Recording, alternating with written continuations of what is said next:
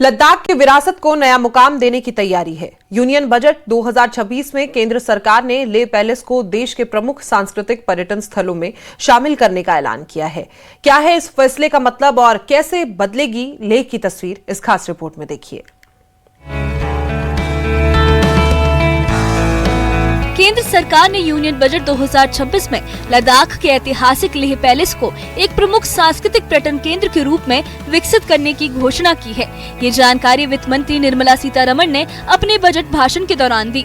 17वीं सदी का ये ऐतिहासिक महल लेह शहर के ऊपर सिंधु घाटी को निहारता हुआ स्थित है और लद्दाख की शाही और सांस्कृतिक पहचान का प्रतीक माना जाता है।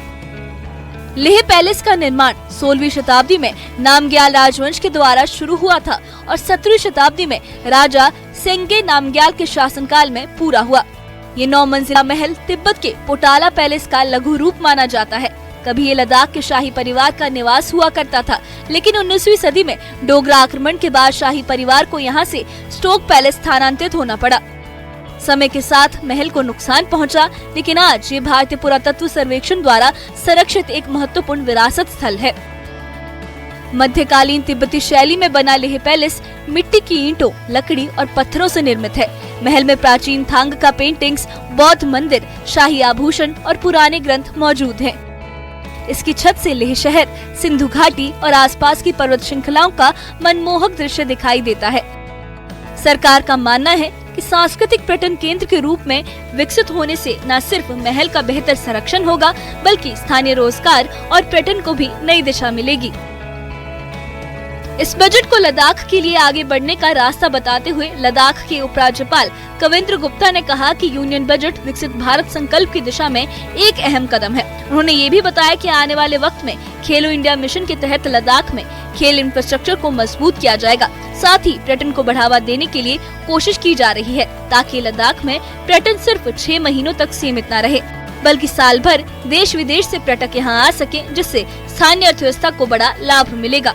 लद्दाख में भी जिस प्रकार से हमारी इकोनॉमी उसी पर चलती है, तो टूरिज्म को बढ़ावा दिया जाएगा और जो भी उसमें बातें होंगी हम उसी आधार पर टूरिज्म वहाँ से ज़्यादा बढ़े, इस प्रकार की हमारी कोशिश है। और दूसरा, ये 6 महीने का टूरिस्ट सिस्टम न रह करके पूरा 12 महीने का बने, उसके लिए खेलो इंडिया के माध्यम से प्रयास किया जा रहा है। आने वाले समय में जो जोजिला टनल है वो भी वहाँ पर खुल जाएगी, तो उससे भी लोगों का आना जाना काफ़ी रहेगा। जो खेलो इंडिया हुआ है 20 से लेकर के 26 जनवरी तक, वहाँ पर हमने 53 करोड़ का वहाँ पर जो आइस स्केटिंग रिंक बनाया है, उसमें और भी गेम्स खेली जा सकती हैं।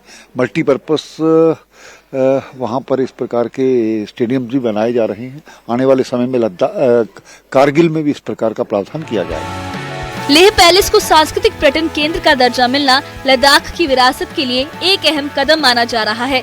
इससे इतिहास का संरक्षण भी होगा और पर्यटन के जरिए विकास को नई रफ्तार मिलेगी। सरकार की कोशिश है कि लद्दाख की सांस्कृतिक पहचान को वैश्विक मंच पर स्थापित किया जाए और स्थानीय लोगों को इसका सीधा लाभ मिले। अब देखना होगा कि बजट की ये घोषणा जमीन पर कितनी जल्दी और कितनी प्रभावी तरीके से साकार होती है। Bureau report, news 18।